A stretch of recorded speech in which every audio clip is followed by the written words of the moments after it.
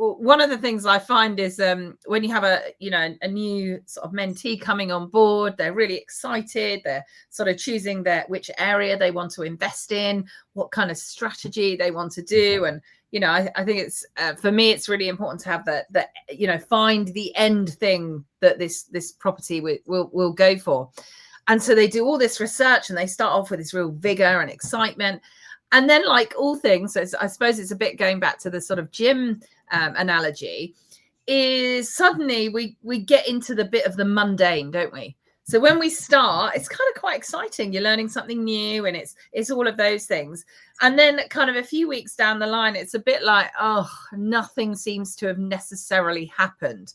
You've added a few bits up here. You're getting to understand an area a bit better. You're starting to see the strategies, and that's where people's sort of enthusiasm, mindset, whatever we want to call it, sort of starts going downhill. And quite often at that stage, my sort of time with them is actually spent managing, like we're talking about here, their mindset.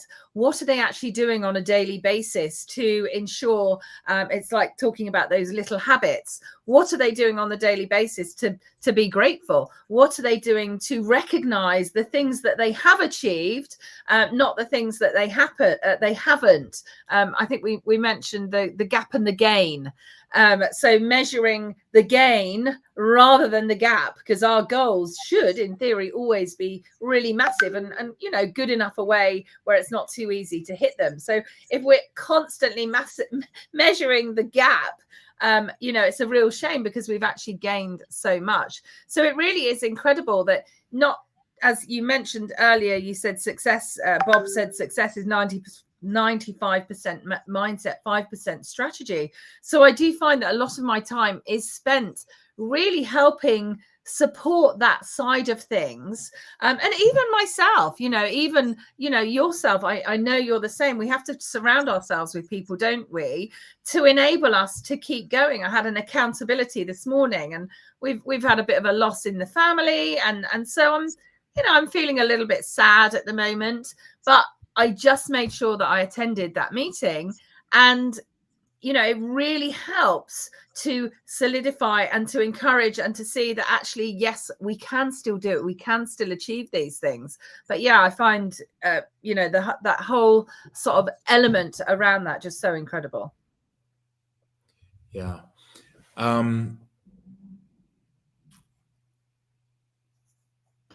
We really want to be aware.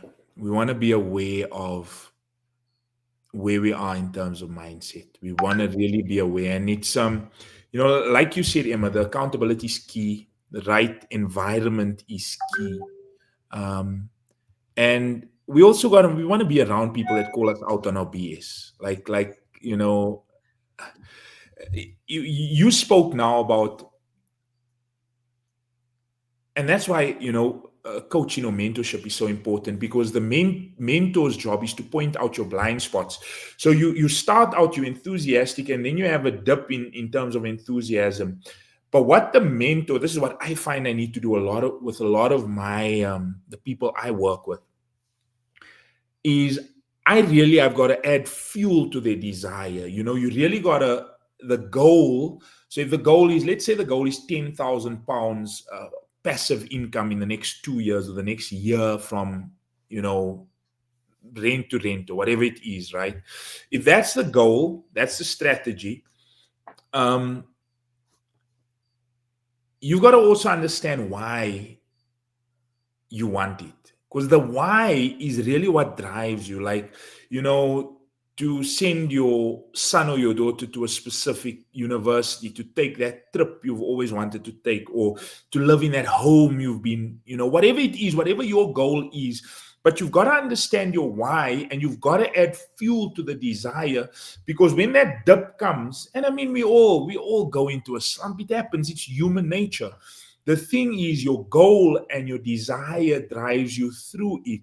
So for those days when you feel like you don't need to hit the gym, or you don't want to go to gym, you're just reminded that, this is what I want to do. I want to lose 20 pounds, or I want to lose whatever it is. I want to fix this health problem. And it just kind of gets you up and you keep going. So even on the days when you don't feel like it, you do it.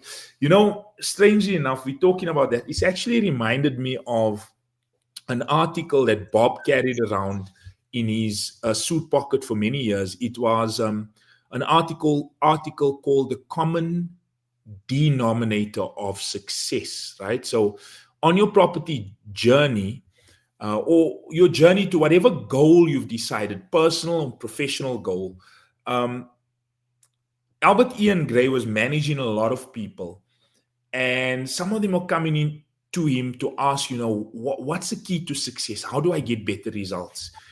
And he was mentoring these people, but he realized that he didn't really understand. I mean, he was successful, but he didn't really understand how to transfer what the common denominator of success was.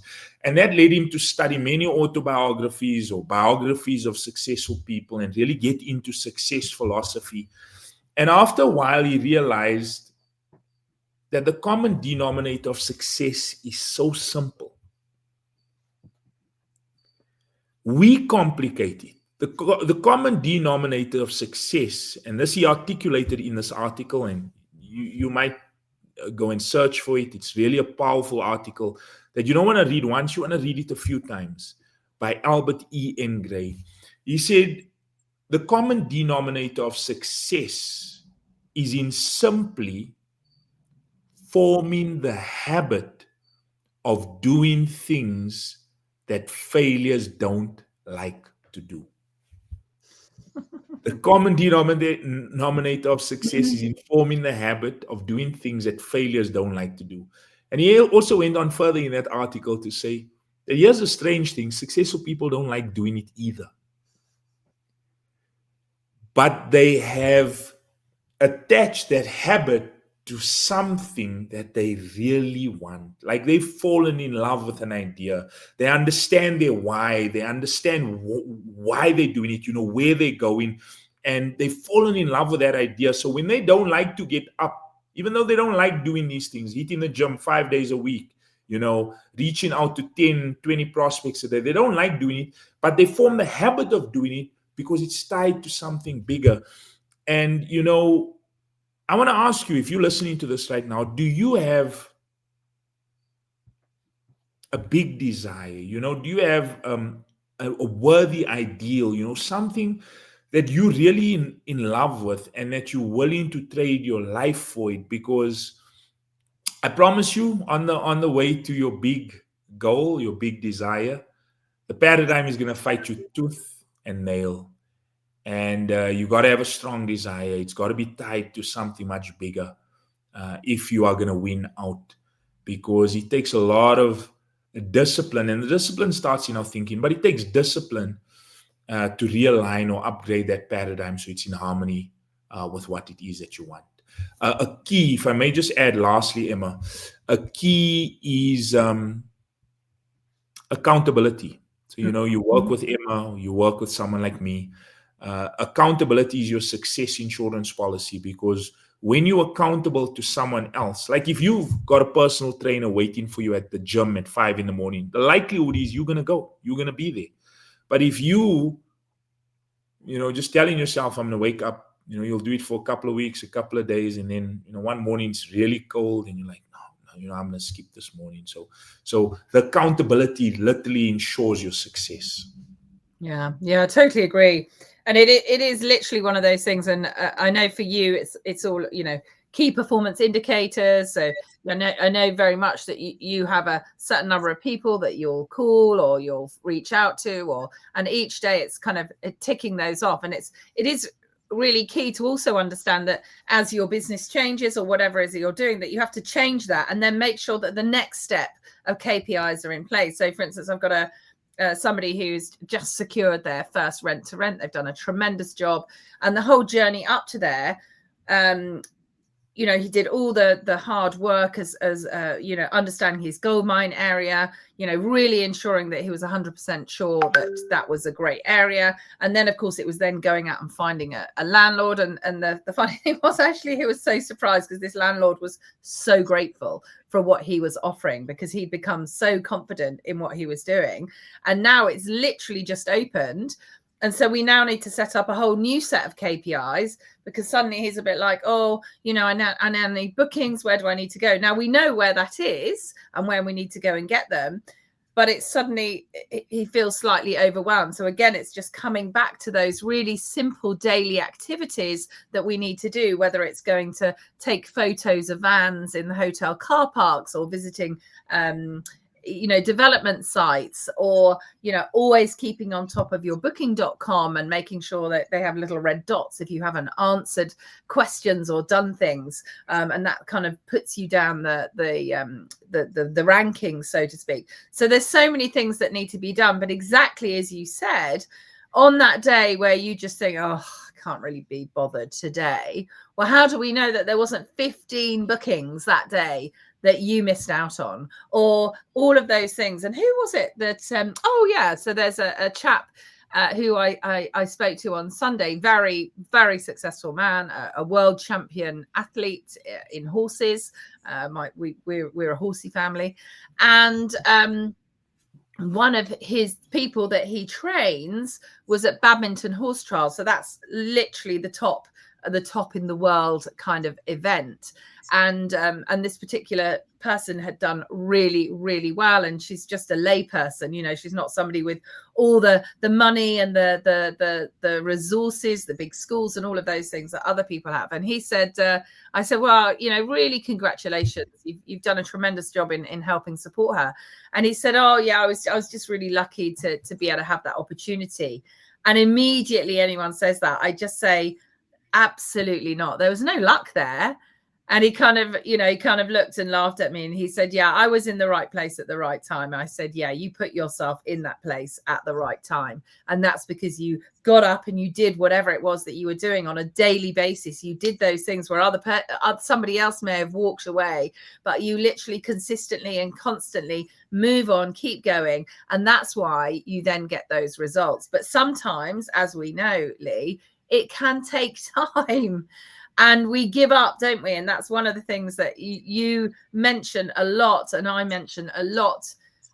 Luckily, I keep repeating it, not only to myself, but to my mentees and all of those kind of things, is that, you know, that gold streak that's in the ground, and you've been hacking away at it, doing these daily charts, these daily rolls, these daily things, and it still feels like you're miles away from your goal, and you give up, but you might only be a millimeter away from that chunk of gold, and it's all lost. And then it's kind of like, oh, I'm now going to go to a new area, or now I'm going to do a new strategy. So I was doing buy, refurbish, refinance, but now I'm going to do title splitting. And so you have to literally start this whole new digging process. And again, they get closer and closer and closer, and then it's like, oh, I want to give up again. And it's such a shame, and we see it so often, don't we, that people literally get to the edge of where they're at, they're just about to have that success, and then they kind of, you know, don't go to the gym for a week, and it's kind of like, oh, I feel like I've let it all go. So yeah, persistence in anything we're going to do. Napoleon Hill in Think and Grow Rich, he said, persistence is to the character of a human being what carbon is to steel. I mean, imagine what a floppy thing you'd have if, you know, steel never had carbon. So persistence is key. Like, we know, I mean, we don't even need to overemphasize this, but we know the champions love inconsistency, or they've got this persistent attitude that regardless, because like you say, you could be 3 feet from gold or a millimeter from gold, but you give up. If you had just gone a little further, you know, if you had just tried a little harder, you could have had that breakthrough.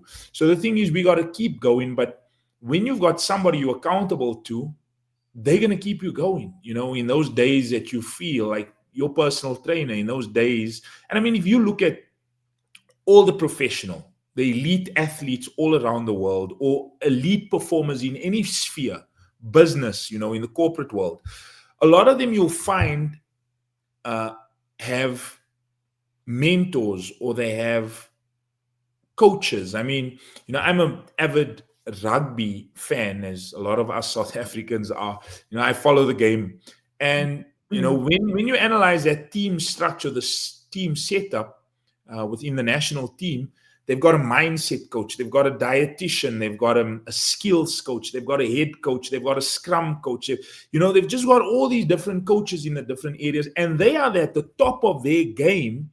But the thing is, they still need those mentors to point out their blind spots, and obviously to keep them accountable so that they can keep performing at the highest level, or they can get better every day at what it is that they do. And I think that's one of the major philosophies we need to internalize, is we need to get better every day at what we're doing.